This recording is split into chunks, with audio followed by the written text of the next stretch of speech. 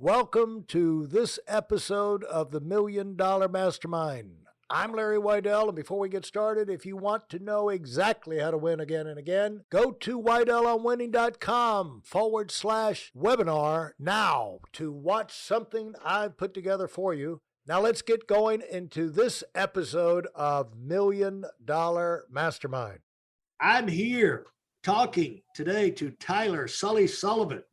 He is the CEO and co-founder of BombTech Golf, and they have sold over 400,000 golf clubs and doing over 4 million in sales a year. And he's really picking up momentum. And we're going to talk about his underdog story of coming up with a product in the highly competitive world of golf and winning. And so congratulations on your success, Sully. And how did you wind up in that situation? I read your Entrepreneur Magazine article, and it talked about you're somebody who had 40 different drivers. So you were constantly tinkering with this thing. And unlike me, where I always thought, well, it's my swing that's the problem, you thought, well, it's the driver's the problem. And you were for some reason, you were really motivated to get that right driver to work with on the course. So how did all that happen? Yeah. So total accidental entrepreneur. So right now we're this year we'll do about 15 million in sales. I do own another company which is doing seven figures, and it all started really with my curiosity and obsession with golf. And I was a golfer growing up. You know, I was pretty good. You know, state qualifier and used to shoot in the 70s. And then went to college, played rugby, didn't play golf. And my friend invited me to a world long drive qualifier where you try to hit the golf ball as far and hard as you can, right? And I was like, sure, I'll go. This was like, I was like 26 at the time, 27, maybe a little older. I can't remember the years anymore. Like 12, 13 years ago. And we went, and I hit one 350 yards and qualified. I was like, okay, that's cool. And I just became obsessed with hitting the golf ball as far as I could. And to the point where I had a local club builder assembling me these really interesting combinations. And during that process, I ended up breaking all of his clubs he built me, not from pure power, but from his inability to assemble a golf club, which is actually quite simple to do. But so I started assembling my own. A friend of mine was like, hey, can you build me a golf driver? I was like, sure. And he's like, how much? I'm like, I don't even know. Sold him one, and I made the world's worst website and put up these clubs that were, reseller at the time, and ended up getting an email when I was on my boat. It wasn't a yacht on Lake Champlain in Vermont, and it was a sale. And that was my first epiphany, where it just blew my mind. I made money, and I wasn't working at a job in front of a computer. And I said, oh, okay, let's do more of that. And then really from there, I started to sell a couple here and there with Facebook. And this is 2011 and 12. And I had the crazy idea over some beers with a frat buddy of mine to design my own product. He goes, well, you're not that smart. I go, you're not wrong. So I worked with my college where, it took me 5 years to graduate, University of Vermont, 10 minutes from my house. And I worked with 4 students for a year, engineering students, and we designed a dual cavity golf driver. And I cashed in my 401k and had it made, crazily enough. And luckily, all I did, because I had no expectations, I documented my journey of designing it, got feedback from people, and was able to make a story and just document my journey and build an audience. So that when I launched that product, it wasn't much at the time, but it felt like a lot. I sold, I think, $10,000 worth of drivers. And really the second epiphany, not to go too deep, but this is kind of where it all really scaled, is I was doing this on the side. I started to get some traction all online, Facebook, Instagram. And then my wife found out she was pregnant. And I got fired from my day job the week before Thanksgiving.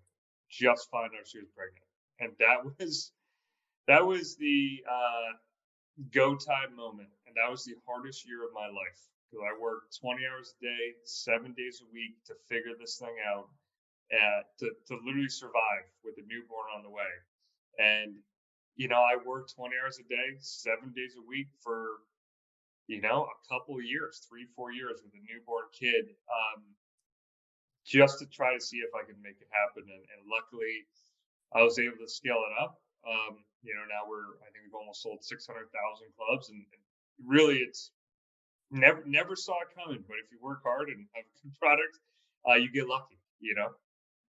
Well, well, just what exactly was the second epiphany you're talking about So, well, the first one was just okay. I was able to sell stuff online and not work for someone else. And really, the getting fired, I don't know if it would be an epiphany, but was a motivation to say, I got to make this happen. And my wife was really supportive and was like, "Are you going to make BombTech full time or what?" And I was like, "Okay." So I did whatever it took to do that. And I would say the second big epiphany was, okay, I built this thing up. We started scaling up. We started doing millions a year, almost 8 figures a year. And then I had a second child, and I took 6 weeks off before having her, and sales went up. And that was my real big epiphany of like, okay, now I'm not that important. And I was able to move to a owner operator, coordinator role versus a doer. And that allowed me to have a second company now. So that was I tell people, your life events will determine your path, in business and life. And for me, it was family and kid related to make me realize, wow, I shouldn't be working 20 hours a day. And I should enjoy time. So now my wife kicks me out of the house because I'm home too much. So I've gone the other direction, which is, I'm glad I was able to get out of my own way and get rid of my ego to say, okay, family is the most important thing. And business is great, but what's the point? Hey, listen, there's a lot of information online, but there aren't a lot of people who've actually done something. In my case, I've actually built a successful business that's accrued over $5 billion in assets under management and has done well even during trying times. Now, if you want to know exactly how I've done this, go to whiteelemwinning.com/webinar now. I've compressed a decade of learning into 5 short weeks just for those of you who want to give yourself an incredible advantage and are tired of waiting and watching others move up. And so the golf industry, one thing is that, there's new products in every aspect of golf, from everything. And from tees to balls to clubs to shafts to clothing to golf carts, shoes, hats, everything is being reinvented all the time. But it is dominated by the big boys with the big money. Yep. And, the pros are usually got, they're usually carrying that equipment because that's where a lot of their support and funding comes from. And so to start out, I've had a lot of rogue golf clubs over the world, over the years, and there is a curiosity for something new, in spite of what they say, but it's really hard to get a breakthrough. And what are some of the kind of things you heard then and you even hear now that people, when they tell you can't do it, what they're really telling you is they can't do it. They can't imagine how you could do it. And so as a result, you can't do it. But it's on you if you let them convince you and talk you out of what is possible. And so talk about some of the kind of things you heard and how you interpreted that in your mind. Yeah, I mean, I had no expectations. So I think that's the big thing. It's hard to even go back in my brain of what I was thinking when I first started. But I had no expectations of really anything happening or doing millions, a year, sometimes in a month. So it's when you go in that with pure passion, their opinion doesn't matter. I was just doing it because I liked it. And I think that's, yeah, if I were to start something again, it would be the same thing. Like, I'm a huge skier too. That's another industry you shouldn't get into, but I wouldn't care because I just enjoy it. So for me, that's how I was able to work 20 hours a day, 7 days a week. And really, I mean it, 20 hours a day, 7 days a week, because it didn't feel like work. So I do remember vaguely Entrepreneur Magazine having given this write up on BombTech, and I was like, this is really early in the company's journey, and I was like, holy crap, Entrepreneur Magazine's writing up on BombTech. This is amazing. Then I read the article, and it was like awesome product, great story, not gonna make it. Too competitive, and it is a brand. To your point, the brands are really strong and they've done a great job. Yeah. But when I came in with no expectations, it didn't matter. And I just kind of went where the opportunities were. And at the end of the day, we make amazing golf clubs and we give a shit about customers. And I don't say we just give a shit.